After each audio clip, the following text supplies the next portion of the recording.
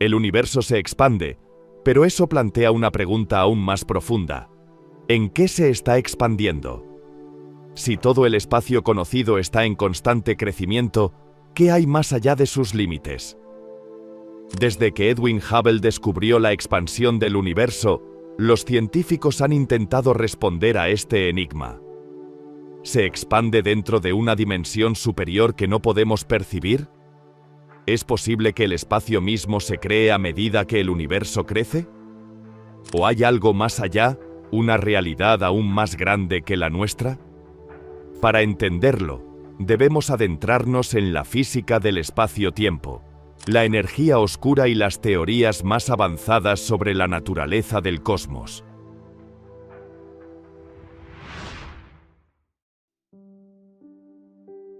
Una locomotora avanza lentamente delante de la otra antes de ceder terreno. Las coronas se alinean a los lados, ondeando banderas y vitoreando a su locomotora favorita en esta carrera inusual. Entonces ocurre lo impensable. Se oyen jadeos cuando los trenes chocan entre sí, el metal se dobla como papel al estallar en llama. Pero, ¿cómo pudo ocurrir esto? Después de todo, las vías por las que corrían los trenes eran paralelas. La definición misma de líneas paralelas es que nunca se encontrarán, no importa lo lejos que las extiendas. Entonces, ¿cómo pudieron unirse? Los matemáticos han estudiado las líneas paralelas durante milenios. Uno de los primeros en hacer malabares con estas ideas fue el erudito griego Euclides. A menudo considerado el padre de la geometría, Euclides escribió uno de los libros más influyentes jamás escritos, Elementos, que contiene muchas de las reglas que sustentan las matemáticas hasta el día de hoy. La quinta de estas reglas se llama el postulado de las paralelas. Este establece efectivamente que dos trenes que viajan por vías paralelas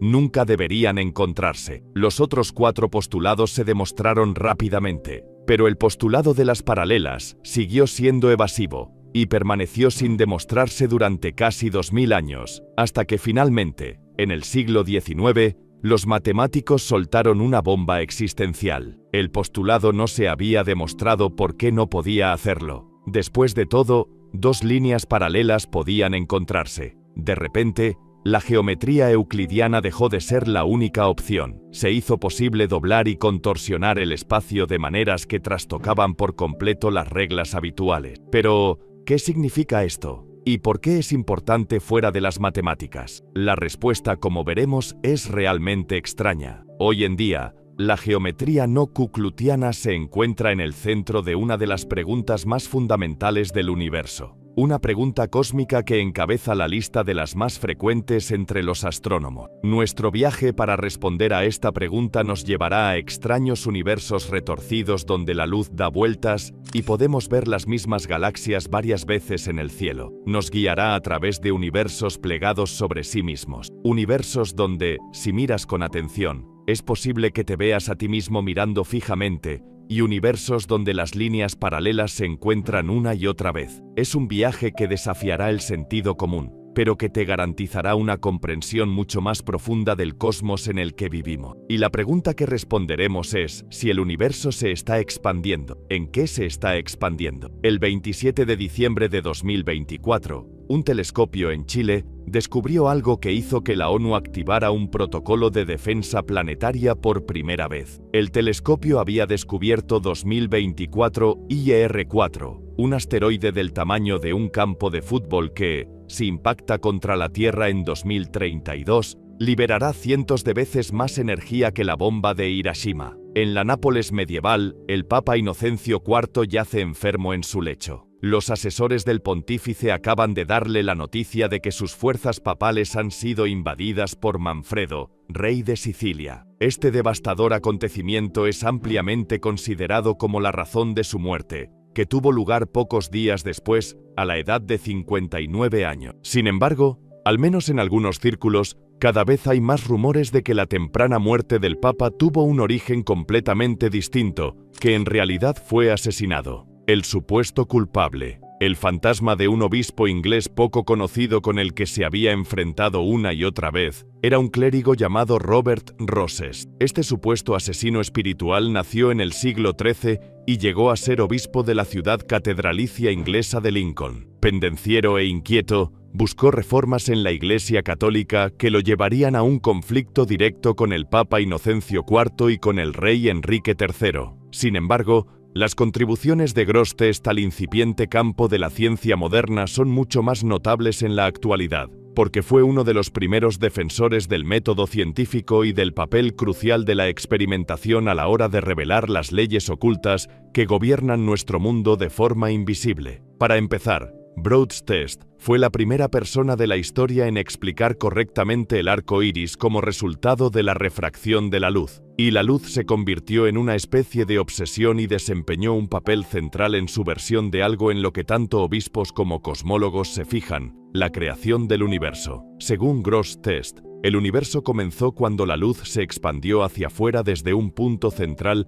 antes de condensarse en materia. Esto fue 7 siglos antes de que los astrónomos modernos dieran con una noción similar. Por eso, hoy en día, Grosseteste es conocido en algunos círculos como el obispo del Big Bang. Hest murió en 1253 y está enterrado en la Catedral de Lincoln. Se relataron milagros en su santuario y como resultado fue considerado un santo en Inglaterra. Aunque la santidad de Hest nunca fue ratificada por el Vaticano, en gran parte debido al rumor de que su fantasma había asesinado al Papa, como sabemos, la idea de Grosseteste sobre un universo en expansión no se desarrollaría en los años siguientes. De hecho, tardaría más de medio milenio en volver a levantar cabeza. Y curiosamente, fue otro clérigo católico el que finalmente reavivó la idea de Grosseteste a principios del siglo XX. El sacerdote belga Chamemetra Lamegmetra tuvo suerte de seguir vivo en ese momento. Oficial de artillería en Ibra durante la Primera Guerra Mundial,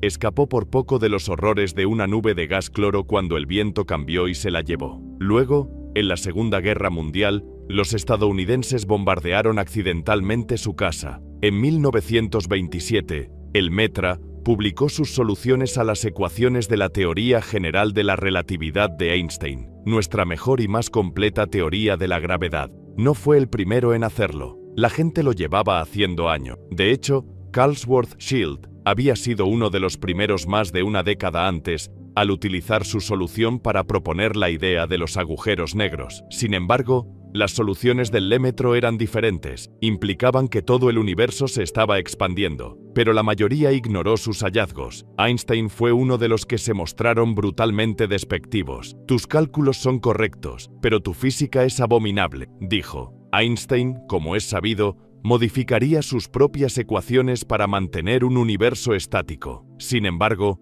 las semillas de la prueba de que Lemaitre tenía razón ya se habían sembrado, porque en 1915, el astrónomo estadounidense Bestos Slipher había anunciado su descubrimiento de que las galaxias parecían estar huyendo de nosotros. Slipher llegó a su histórica conclusión gracias a las mediciones del desplazamiento al rojo, una de las armas más importantes en el arsenal de un astrónomo. Primero, toma la luz de una galaxia y descompónrela en sus colores constituyentes, de forma muy similar a como Grosseteste supuso correctamente que hacen las gotas de lluvia para crear arcoíris. En segundo lugar, busca las bandas oscuras ocultas en este espectro que representan los colores perdidos, que han sido absorbidos por los distintos elementos químicos en que representan los colores perdidos que han sido absorbidos por los distintos elementos químicos que componen la galaxia. Por último, mide hasta qué punto este patrón de líneas se ha desviado hacia el extremo rojo del espectro. Cuanto más pronunciado sea este desplazamiento hacia el rojo,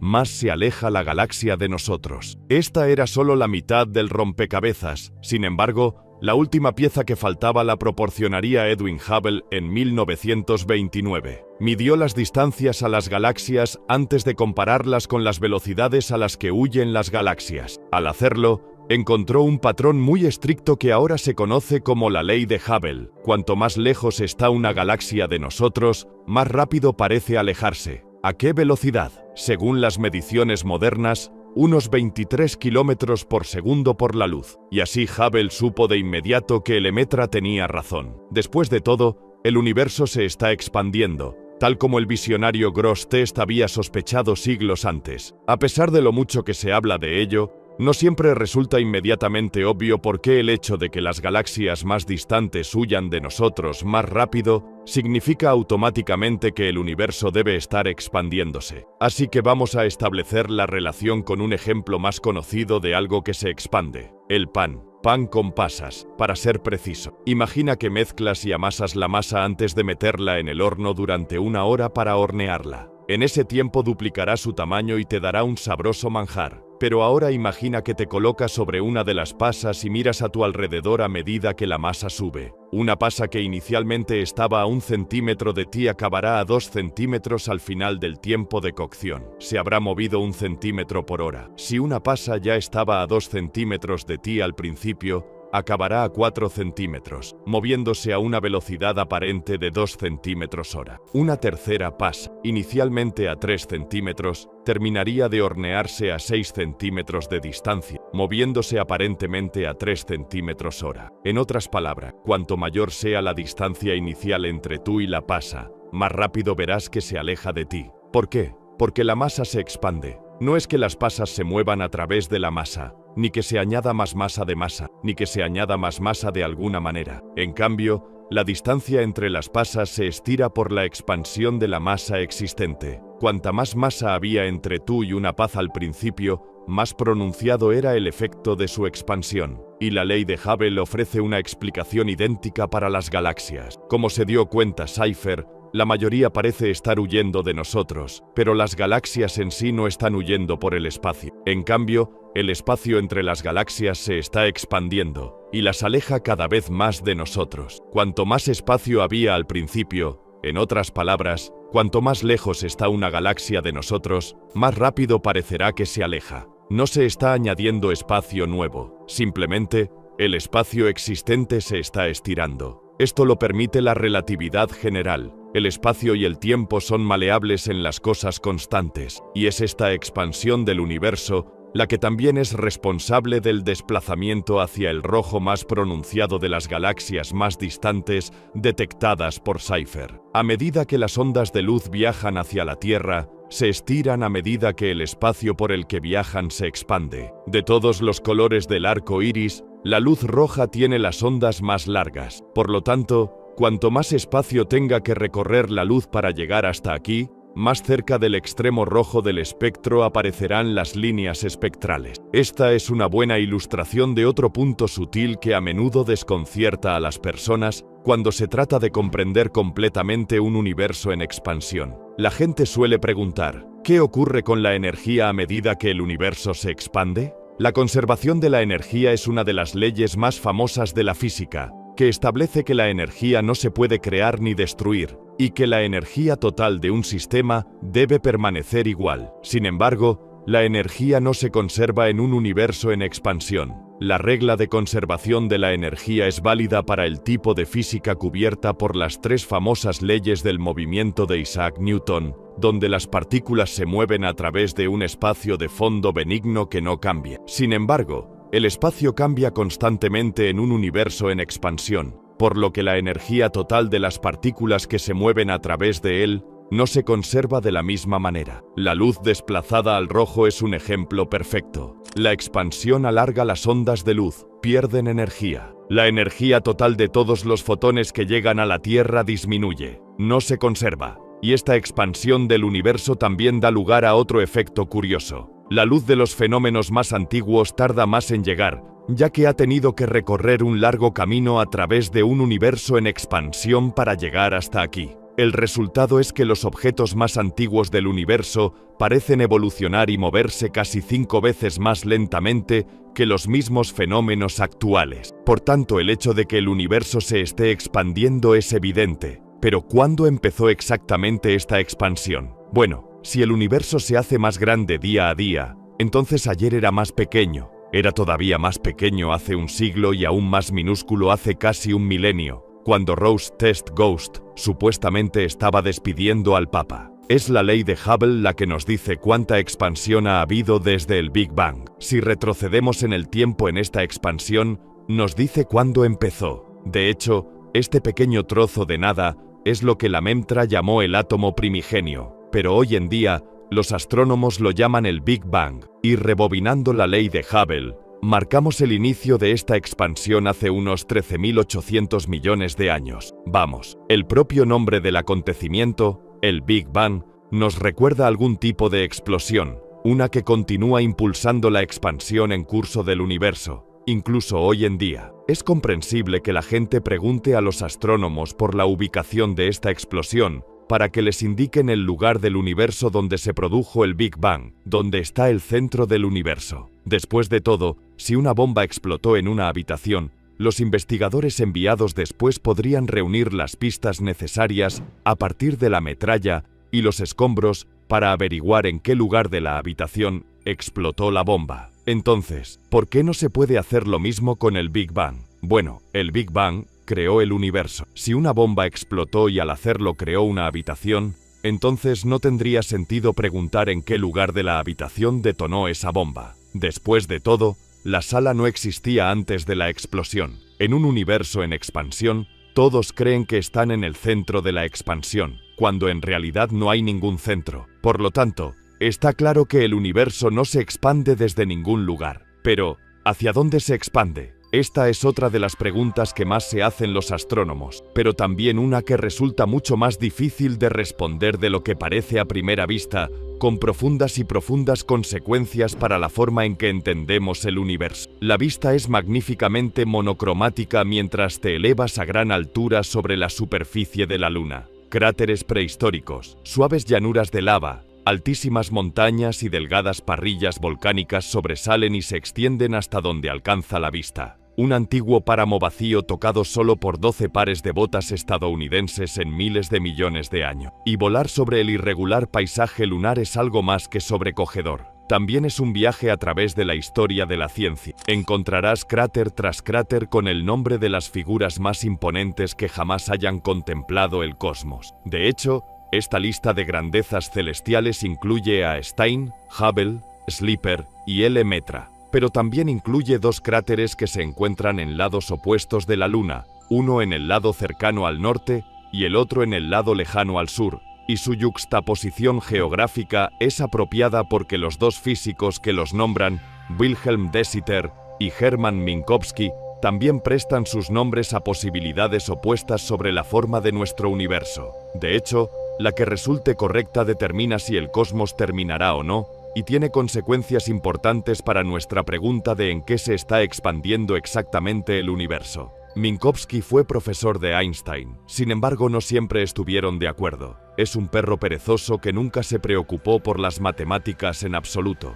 Minkowski dijo una vez sobre el científico más famoso que ha existido. De hecho, Minkowski estaba mucho más cerca de más famoso que ha existido. De hecho, Minkowski estaba mucho más cerca del legendario matemático alemán David Hilbert, quien escribió un conmovedor obituario de su amigo refiriéndose a su trabajo científico compartido. Dijo Hilbert: nos parecía un jardín lleno de flores, en él disfrutábamos buscando senderos ocultos y descubrimos muchas perspectivas nuevas que apelaban a nuestro sentido de la belleza. Y cuando uno de nosotros se lo mostraba al otro y nos maravillábamos juntos, nuestra alegría era completa. Wilhelm Dessa, por otro lado, nació en 1872, hijo de un juez, el último de una larga estirpe de abogados que se remontaba a varias generaciones. Sin embargo, Wilhelm abandonaría la aplicación de la ley por la oportunidad de comprender las reglas ocultas del universo. Cuando murió de neumonía en 1934,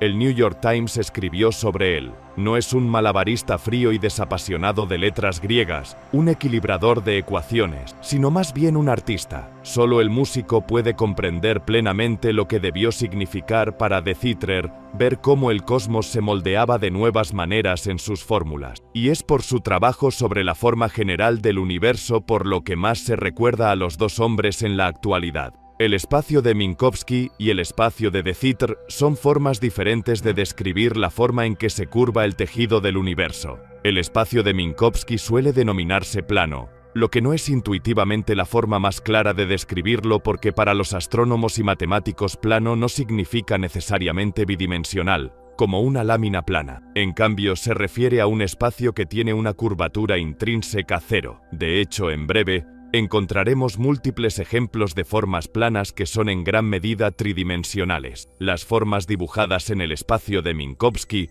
siguen las reglas de la geometría de Euclid. La geometría de Euclid puede sonar poco familiar, pero es la base de las matemáticas de la escuela secundaria. Los triángulos dibujados en el espacio de Minkowski, por ejemplo, tienen ángulos que suman 180 grados, tal como nuestros profesores intentaron inculcarnos repetidamente. Las líneas paralelas permanecen paralelas para siempre. Sin embargo, lo que probablemente tus profesores no te dijeron es que esto no es cierto para todos los triángulos. Y para ver por qué, volvamos a la Luna. Imagínate en la cima del polo norte lunar. Viajas hacia el ecuador lunar, cruzando el cráter de Citré en el camino. Al llegar al ecuador, das un giro de 90 grados. Viajas a lo largo del ecuador durante un tiempo, luego das otro giro de 90 grados que te devuelve al camino de tu punto de partida en el polo norte. Todo tu viaje traza un triángulo a través de la escarpada superficie lunar. Sin embargo,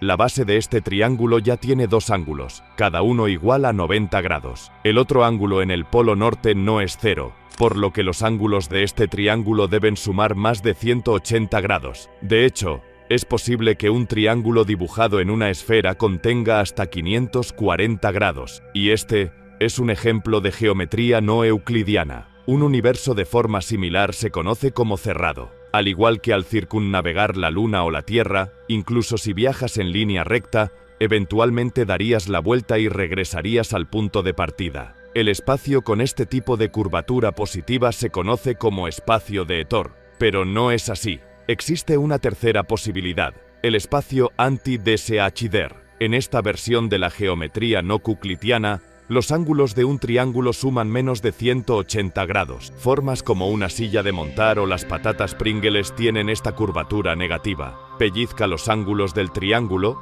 lo que significa que suman menos de 180 grados. Un universo con esta forma se conoce como abierto. Entonces, de este trío de opciones, ¿en qué tipo de universo vivimos? ¿Cerrado, abierto o plano? Podemos imaginar una nave espacial trazando un triángulo gigante en el cielo en un intento de responder a esta pregunta. Podrían volar durante millones de años luz a través del universo antes de regresar a la Tierra, una versión mega del triángulo que dibujamos en la superficie lunar. Si, como en la Luna, necesitaran girar más de 180 grados para completar el triángulo, podríamos concluir que el universo tiene una curvatura positiva. Si consiguieran hacerlo viajando menos de 180 grados, eso indicaría una curvatura negativa. Solo si su trayectoria triangular contuviera exactamente 180 grados, el universo sería plano. Por desgracia, ningún astronauta se ha aventurado aún más allá de la Luna, e incluso nuestras naves espaciales más distantes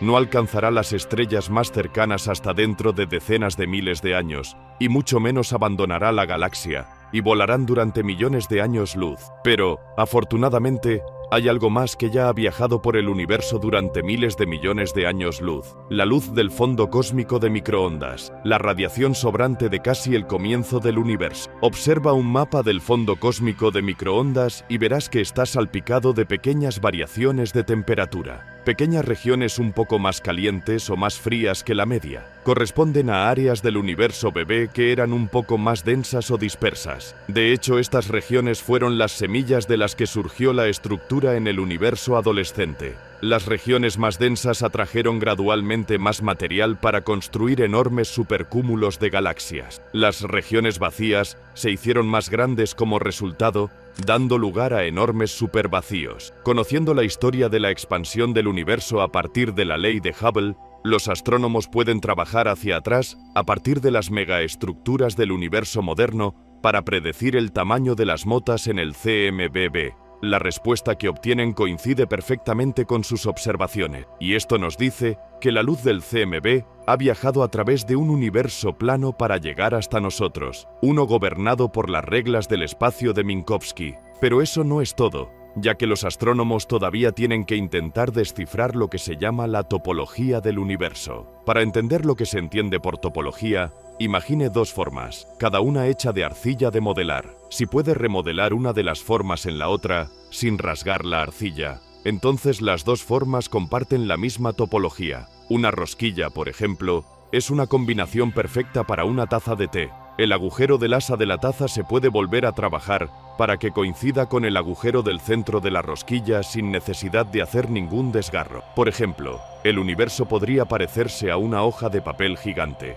pero si enrollas esa hoja, obtienes un cilindro, y si unes los extremos del cilindro, obtienes una rosquilla, una forma que los matemáticos llaman Tauro. Todas estas topologías se consideran planas porque los ángulos de cualquier triángulo dibujado en ellas suman 180 grados. Sin embargo, hay un total de 18 topologías tridimensionales diferentes que son compatibles con un universo plano y que siguen las reglas de la geometría euclidiana. Por supuesto, la opción más sencilla con diferencia es la primera, que, como un trozo de papel estirado sin fin, el universo continúa indefinidamente. Un universo infinito que es imposible para un universo cerrado. Como hemos visto, siempre acabarás donde empezaste. Y si el universo es realmente infinito, entonces no se está expandiendo en nada. No puede estar creciendo para ocupar más espacio, ya que el espacio que hay ahí ya es infinito. ¿Pero es realmente infinito el universo? No en algunas de las otras topologías que encajan con nuestras observaciones del fondo cósmico de microondas y la aparente plenitud del universo.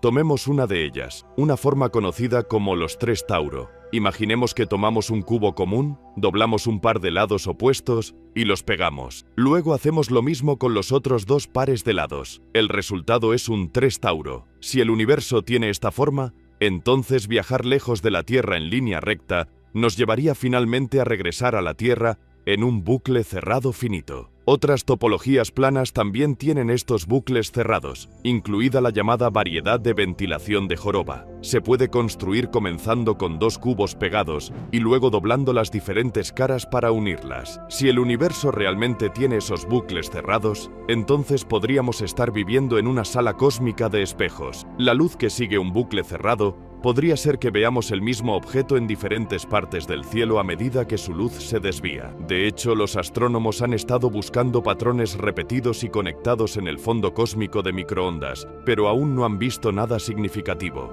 Por lo tanto, sigue siendo difícil decir si el universo es infinito o no. La variedad de respiraderos de corazonada ha recibido especial atención porque su compleja geometría en realidad oscurecería los patrones repetidos, lo que podría ser la razón por la que los astrónomos no los han visto. Para empeorar las cosas, los astrónomos ni siquiera están 100% seguros de que el universo sea realmente plano. Estrictamente hablando, los astrónomos han utilizado el fondo cósmico de microondas para medir la plenitud del universo observable, la parte que pueden ver. Se cree que hay más universo más allá de este límite imaginario, y esto deja a los astrónomos con dos opciones en competencia. La primera es que todo el universo es plano, la parte que pueden ver y la parte que no. Sin embargo, cuando los astrónomos calculan las probabilidades de que esto ocurra, son astronómicamente pequeñas. La alternativa es que el Big Bang expandió el universo hasta tal punto que cualquier curvatura que el universo observable tuviera inicialmente se eliminó. Esto es similar a cómo la Tierra parece ser plana bajo tus pies, a pesar de que la superficie de la Tierra es curva. Esa curvatura solo es perceptible por encima de cierta escala. Y en el cosmos, esa escala podría estar más allá del límite del universo observable, excepto que la ley de Hubble nos dice cuánta expansión ha habido desde el Big Bang hace 13.800 millones de años, y simplemente no ha habido suficiente para nivelar por completo el universo observable. La solución más comúnmente aceptada para este problema es una teoría conocida como inflación cósmica. Esta teoría inyecta un periodo de expansión superrápida en las primeras fracciones de segundo del universo por encima de la ley de Hubble. La inflación también explica esas pequeñas motas en el fondo cósmico de microondas que no deberían estar allí según la teoría original del Big Bang. Según la inflación, las motas son el resultado de pequeñas fluctuaciones cuánticas congeladas en el universo para siempre cuando de repente aumentó de tamaño. Encontrar pruebas definitivas de la inflación volvería a poner sobre la mesa la posibilidad de un universo no plano y por tanto finito. Sin embargo, con ello, vuelve a surgir la molesta pregunta de ¿en qué se está expandiendo el universo? Aunque, como resulta, no necesitamos necesariamente que se expanda en nada. Estamos a finales de la década de 1780. Estados Unidos de América aún no ha llegado a la adolescencia. Francia está a punto de sumirse en una revolución caótica que acabará llevando al rey Luis V XVI a la guillotina. Y mientras tanto, en Alemania, un joven escolar llamado Carl Friedrich Gauss está sentado en un aula escuchando atentamente una lección de matemáticas. El profesor acaba de encomendar una tarea a los alumnos. Deben sumar todos los números del 1 al 100. En cuestión de segundos, Gauss dice 5.50, señor. La mandíbula del profesor cae más rápido que la hoja de la guillotina del rey Luis. No está claro si esto ocurrió realmente.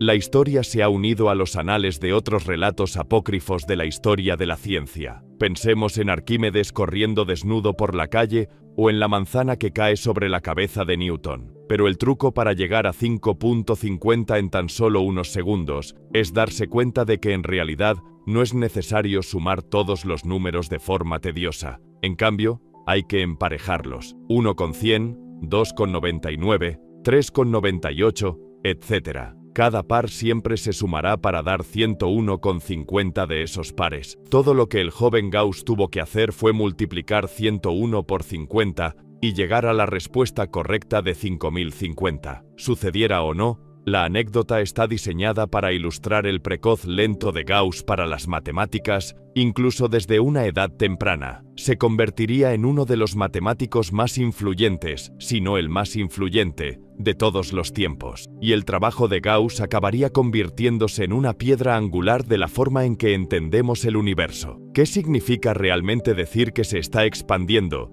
y si necesita o no expandirse en algo? Antes utilizamos la analogía del pan de pasas para explicar la expansión del universo. Un globo que se infla con monedas pegadas en su superficie para representar galaxias es otra analogía que se utiliza a menudo. Al inflar el globo, las galaxias se alejan más a medida que la goma que las separa se estira. De la misma manera, no nos expandimos con el universo en expansión tan apretado a las cadenas de nuestros enlaces atómicos. Sin embargo, todas estas analogías cotidianas para un universo en expansión tienen sus limitaciones. En ambos escenarios, el objeto sigue expandiéndose en algo, ya sea el horno o la habitación. Y así, para entender cómo el universo en sí puede expandirse sin necesidad de expandirse en algo, necesitamos adentrarnos en una rama desconcertante de las matemáticas conocida como geometría diferencial. Para empezar, imaginemos una lámina bidimensional que luego se enrolla en un cilindro. Para lograrlo, hay que curvar la lámina a través de una tercera dimensión que está más allá de la propia lámina. Los matemáticos llaman a esta dimensión externa el espacio de incrustación. Ahora, imaginemos que nuestro universo tiene la forma de este cilindro y que los intrépidos astronautas trazan un triángulo gigante sobre su superficie. Los ángulos de ese triángulo sumarían 180 grados, tal como lo harían en la lámina plana original. Desde el punto de vista del astronauta, no podría distinguir la diferencia entre la lámina plana y el cilindro. Es decir, a menos que de alguna manera pudiera abandonar por completo la superficie del cilindro y mirarlo desde el espacio de incrustación. Solo entonces podría ver que es curvo. Se dice que las formas como esta tienen curvatura extrínseca. La curvatura solo es aparente desde más allá de la superficie de la forma. Y para decirlo de otra manera, un cilindro no tiene curvatura intrínseca. Y en matemáticas, la curvatura intrínseca también se conoce como curvatura gaussiana, porque Gauss haría un gran avance en geometría diferencial en 1827. Las formas sin curvatura intrínseca,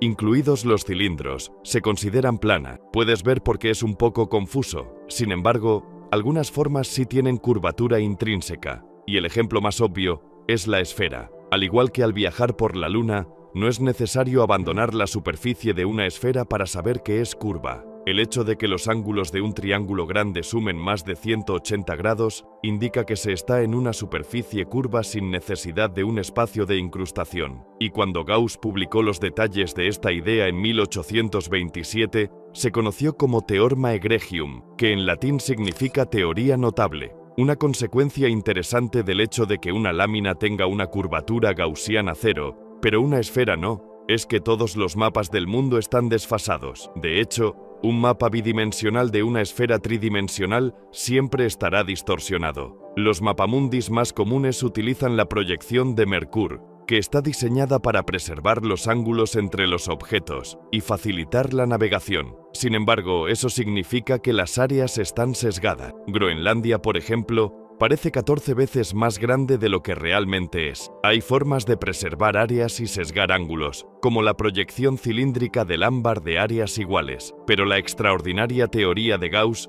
nos dice que siempre hay que ceder algo. Hasta ahora, hemos hablado de cilindros y esferas hipotéticos, y de mapas de la Tierra. ¿Qué pasa con el universo real en el que vivimos? Avancemos rápidamente hasta 1857. Y Gauss, de 76 años, está entre el público en una conferencia impartida por uno de sus antiguos protegidos, Bernhard Riemann. Nacido en Hannover, el año anterior a la publicación de su extraordinaria teoría por Gauss, Riemann se propuso inicialmente estudiar teología, pero acabó estudiando matemáticas bajo la tutela de Gauss en la Universidad de Gießen. De hecho, Gauss comentó en una ocasión que Riemann tenía una originalidad gloriosamente fértil. En su conferencia de 1857, Riemann se propuso ampliar el trabajo de Gauss sobre geometría diferencial más allá de las 3 dimensiones. Hoy en día, esto se conoce como geometría riemanniana, y como veremos, supondría un avance crucial. Uno de los conceptos más importantes de la geometría rumana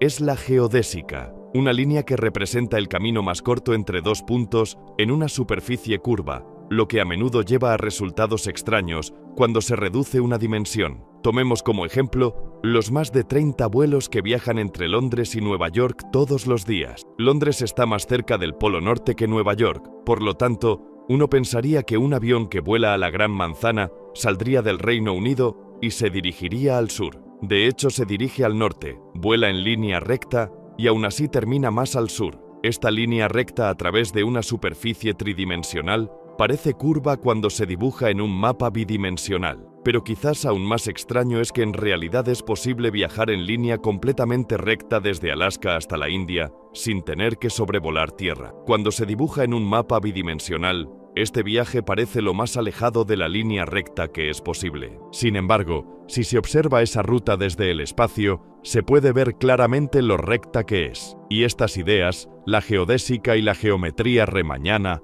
pasarían a formar la columna vertebral de la teoría general de la relatividad de Albert Einstein, nuestra mejor explicación probada de la gravedad. La relatividad general dice que las 3 dimensiones del espacio y una dimensión del tiempo están irrevocablemente entrelazadas en un tejido de 4 dimensiones llamado espacio-tiempo. De hecho, fue el gruñón profesor de Einstein, Hermann Minkowski, quien acuñó el término. Esto significa que la geometría diferencial gaussiana, que solo puede describir la curvatura en un total de 3 dimensiones, no es suficiente. Solo funciona la geometría riemanniana, que generaliza el trabajo de Gauss a cualquier número de dimensiones. Según la relatividad general, la presencia de objetos masivos curva el espacio-tiempo de 4 dimensiones, y es esta curvatura la responsable de la fuerza aparente de la gravedad. La Tierra, por ejemplo, no orbita alrededor del Sol porque haya una fuerza invisible de atracción entre ellos, como sugirió Isaac Newton en el siglo XVII. En cambio, el Sol distorsiona el tejido del espacio-tiempo a su alrededor y la Tierra se ve atrapada rodando en esta distorsión. Sin embargo, pensar en la gravedad de esta manera lleva a lo que a primera vista parece ser una afirmación controvertida, que la Tierra orbita alrededor del Sol en línea recta. Ser una afirmación controvertida, que la Tierra orbita alrededor del Sol en línea recta. Al menos eso es cierto en 4 dimensiones, así como la trayectoria de vuelo recta de Londres a Nueva York a través de una superficie tridimensional aparece curvada cuando se dibuja en un mapa bidimensional. La trayectoria recta de la Tierra a través del espacio-tiempo cuatridimensional solo aparece curvada en 3 dimensiones, y esta curvatura es particularmente evidente en un efecto conocido como lente gravitacional. Cuando la luz de una fuente distante encuentra un cúmulo masivo de galaxias, la trayectoria de la luz parece curvarse a su alrededor. La geometría riemanniana permite a los astrónomos estimar la cantidad de curvatura del espacio-tiempo necesaria para ello, lo que a su vez conduce a una estimación de la masa total del cúmulo. Por lo general parece haber mucha más masa de la que puede explicarse sumando todo el material visible del cúmulo, lo que sugiere claramente a los astrónomos que la diferencia está formada por materia oscura invisible. Y todo esto significa que, gracias al uso de la geometría riemanniana, la relatividad general puede describir completamente el espacio-tiempo, nuestro universo, y su expansión solo en términos de curvatura intrínseca. No hay necesidad de una incrustación externa, espacio, y por lo tanto, no es necesario que el universo se expanda en algo. Sin embargo, como habrás adivinado, ese no es el final, porque el hecho de que el universo no necesite expandirse en algo no significa que no lo haga. Después de 7 largos meses viajando por el sistema solar, son los próximos 7 minutos los que decidirán el destino del rover Perseverance de la NASA, atravesando la delgada atmósfera marciana a casi 20.000 kilómetros por hora. Desde la superficie del planeta, parece una estrella fugaz gigante iluminando el cielo durante el día. De repente, el paracaídas se abre y se agita. La plataforma del rover emerge de su crisálida protectora, estabilizada en el aire por una serie de propulsores, y finalmente colgando de la grúa aérea sobre largos cables que parecen marionetas. Con el vehículo explorador a salvo en la superficie, la grúa aérea se pone en marcha para no contaminar el entorno prístino que rodea el cráter Icero, que la misión ha explorado a casi 500 millones de kilómetros de la Tierra. Aterrizar un vehículo explorador del tamaño de un coche en un planeta lejano no es tarea fácil.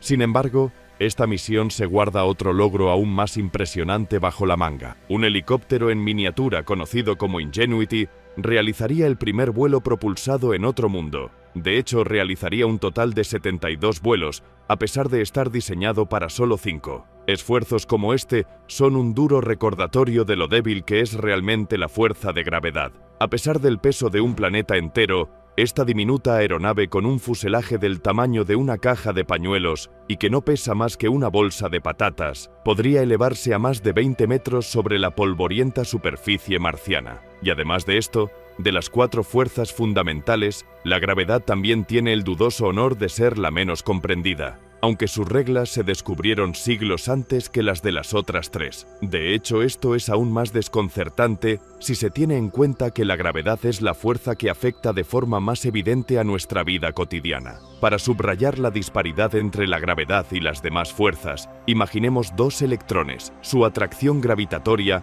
es 100 tic millones de veces más débil que la fuerza electromagnética repulsiva entre ellos, es decir, un 1 seguido de la asombrosa cifra de 43 ceros. Esta brecha en su poder es especialmente problemática porque los físicos suponen que las 4 fuerzas fundamentales estuvieron unidas en una sola fuerza inmediatamente después del Big Bang, antes de separarse unas de otras en las primeras fracciones de segundo del universo. De hecho, ya existen pruebas concretas de que las fuerzas electromagnética y débil fueron en su día a la fuerza electromagnética débil, y las reglas que describen la fuerza fuerte son tan similares a las de la fuerza electromagnética débil que parecen encajar a la perfección. Simplemente, todavía no hemos aumentado lo suficiente la energía de los aceleradores de partículas como para encontrar pruebas, pero la gravedad, sin embargo, sigue firmemente en el frío. Como hemos visto, en cambio, lo describe la teoría general de la relatividad de Einstein,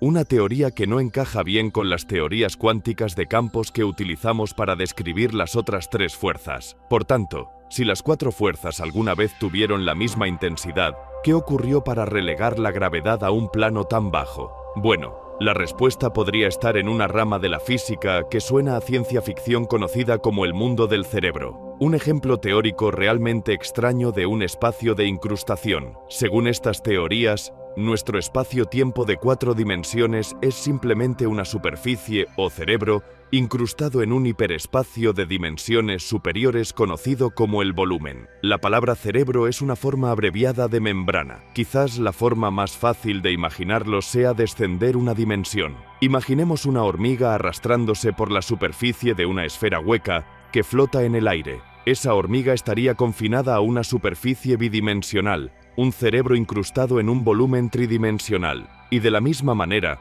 podríamos vivir en una superficie cuatridimensional incrustada en un volumen con al menos 5 dimensiones. Este mundo cerebral tiene sus raíces en la teoría de cuerdas, que es un intento de unir la gravedad con sus fuerzas compañeras. Según la teoría de cuerdas, las partículas subatómicas están hechas de diminutas cuerdas vibrantes, y dentro de esta teoría, Así como puedes tocar instrumentos de cuerda de diferentes maneras para crear diferentes notas, la naturaleza toca estas cuerdas para crear diferentes partículas. Y una familia de partículas llamadas bosons es particularmente importante porque son responsables de transportar fuerzas. De hecho, es solo intercambiando bosons que los imanes pueden atraerse o repelerse entre sí.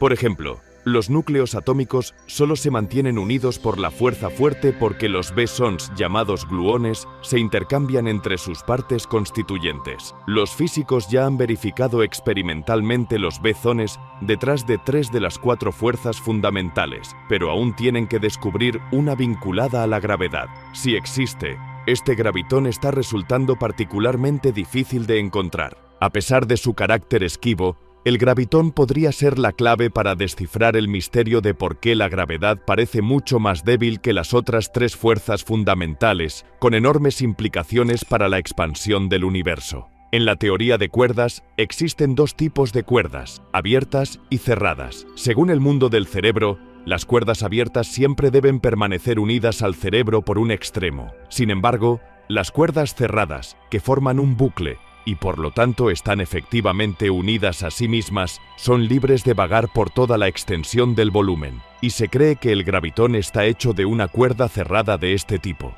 En otras palabras, la fuerza de la gravedad se diluye tanto en nuestro cerebro como en el volumen. Las otras 3 fuerzas, con sus cuerdas abiertas, se limitan solo al cerebro. Por lo tanto, si es cierto, no es de extrañar que consideremos que la gravedad es considerablemente más débil que las demás fuerzas. Se está filtrando hacia el hiperespacio, y hay formas de poner a prueba esta idea con experimentos. Incluso sin el descubrimiento directo del propio gravitón, es posible que nuestros esfuerzos de colisión de átomos en lugares como el Gran Colisionador de Hadrones pudieran crear gravitones mediante la colisión de partículas ordinarias. Y si algunos de estos gravitones se desviaran hacia el volumen, dejarían lagunas reveladoras en los datos. De igual modo, los físicos también podrían encontrar pruebas de que la gravedad se filtra en la masa en versiones modernas de un famoso experimento del siglo XVIII, realizado por Henry Heinrich, diseñado para medir la atracción gravitatoria entre 2 esferas metálicas cercanas. Las fuerzas suelen seguir lo que los físicos denominan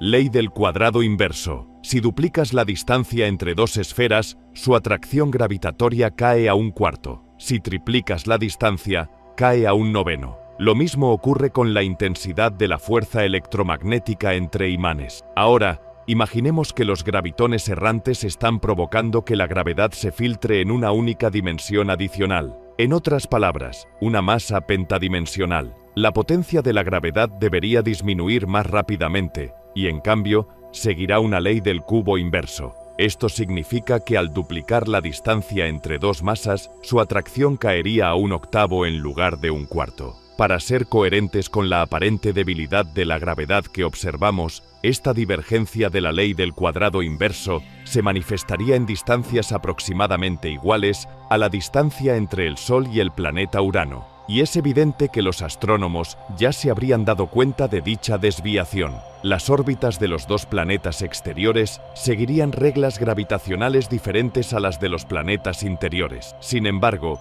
cuantas más dimensiones se añaden al volumen, más vías habrá para que se filtre la gravedad. Esto daría lugar a una mayor desviación de la ley del cuadrado inverso, ya que la fuerza de la gravedad disminuye aún más rápido, pero también reduciría la distancia a la que se hace evidente esta desviación. De hecho, para solo 2 dimensiones adicionales, disminuye drásticamente desde una distancia literalmente astronómica hasta tan solo 0.3 milímetros. Puede que siga pareciendo relativamente grande, sobre todo en comparación con el tamaño de los átomos. Pero medir la gravedad a esta escala está actualmente más allá de nuestras capacidades, aunque en 2021, una innovadora versión moderna del experimento de Heinrich midió la atracción gravitacional entre 2 esferas de oro de 90 miligramos separadas por 40 milímetros. No hubo desviación de la ley del cuadrado inverso, así que quizá algún día consigamos reducirla a menos de 0.3 milímetros y ver por fin la prueba de que la gravedad se filtra hacia el volumen. Aunque,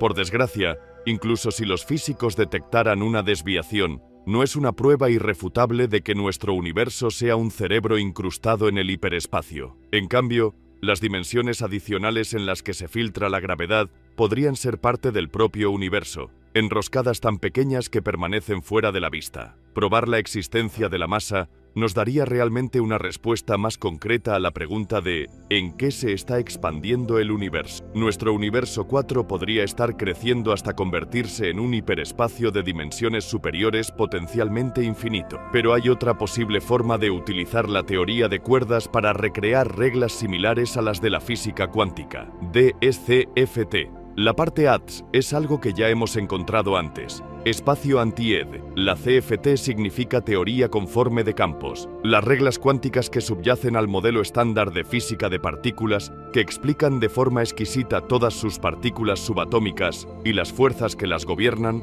son primas cercanas de las teorías conformes de campos. Y para entender mejor cómo funciona la correspondencia ADS, tomemos un ejemplo tridimensional. En primer lugar, imagina un disco que se asemeja a un mosaico de suelo elaborado. Está formado por triángulos y cuadrados que siguen las reglas habituales del espacio antidator. Como recordatorio, eso significa que los ángulos de los triángulos suman menos de 180 grados y los cuadrados tienen ángulos que están pellizcados en las esquinas. A continuación, apila varias copias de este disco, una encima de otra, para formar un universo cilíndrico. Este es un ejemplo de espacio antidator tridimensional. Mide los ángulos de un triángulo en cualquier lugar dentro de él y sumarán menos de 180 grados. Pero este cilindro tiene una propiedad inusual y de importancia crítica. Ponte en cualquier punto del límite y el espacio inmediatamente a tu alrededor seguirá las reglas del espacio de Minkowski. En otras palabras, el límite de este espacio antidator es plano, y dado que el universo que nos rodea también parece plano, ¿podría nuestro cosmos ser el límite de un volumen antidator de dimensiones superiores? Esa es la idea de trabajo detrás de la correspondencia a DCFT. En teoría, el volumen puede tener cualquier número de dimensiones y el límite siempre tendrá una menos, pero lo destacable de la correspondencia a DCFT es que si aplicas la teoría de cuerdas a un volumen antidator pentadimensional, la física resultante en el límite cuatridimensional es exactamente la misma que las reglas de la física cuántica. Esa es la parte de la correspondencia, un hermanamiento de la física del volumen y el límite. Las dos cosas son exactamente equivalentes, excepto que hay grandes salvedades a tener en cuenta. En la correspondencia a DSCFT, las 4 dimensiones del límite son todas dimensiones del espacio. Parece que vivimos en un universo cuatridimensional, pero una de esas dimensiones es el tiempo. Solo 3 son dimensiones espaciales. Además de esto, la teoría conforme de campos que aparece en el límite coincide muy de cerca con la física cuántica, pero no es perfecta. Y así, por ahora, la correspondencia a DSCFT no es una descripción completa de nuestra realidad. Pero cuando el físico argentino Juan Maldas lo propuso por primera vez a finales de la década de 1990, fue un empujón para una teoría más antigua conocida como el principio holográfico. El holograma del reverso de una tarjeta de crédito puede dar la ilusión de parecer tridimensional, pero en realidad toda la información está codificada en una tarjeta bidimensional. Lo mismo ocurre con la correspondencia a CFT o la información sobre el volumen 5D codificada en el límite 4D. De hecho, a la correspondencia a CFT a veces se la llama Maldadín, en dualidad. Por esta misma razón, también es posible tomar la misma idea y bajarla 1 o 2 dimensiones. De hecho, nuestro universo parece tener 3 dimensiones espaciales. Pero, ¿podría toda la información sobre este universo estar codificada en algún límite bidimensional distante? ¿Podría todo el cosmos ser un holograma? Sin duda es una perspectiva tentadora y que ayuda a los físicos a resolver otras cuestiones espinosas, como qué ocurre con la información que cae en un agujero negro. Sin embargo, el principio holográfico sigue siendo notoriamente difícil de poner a prueba. Sin embargo, es una gran ilustración de la gimnasia mental y los vuelos de la fantasía que los físicos están dispuestos a soportar en la búsqueda de respuestas a una de las mayores preguntas del universo. Sabemos desde hace casi un siglo que el universo se está expandiendo. El trabajo de Gauss y Riemann nos llevó a Einstein, quien nos dijo que el universo no necesita expandirse en nada en absoluto. Y sin embargo, la idea de dimensiones superiores simplemente no desaparecerá. Aunque si alguna vez las encontramos, la pregunta monumental sobre en qué se expande el universo no será sin duda la única respuesta a la pregunta monumental. Has estado viendo toda la historia del universo. No olvides darle a me gusta, suscribirte y dejarnos un comentario para decirnos qué piensas. Gracias por ver el video y nos vemos la próxima vez.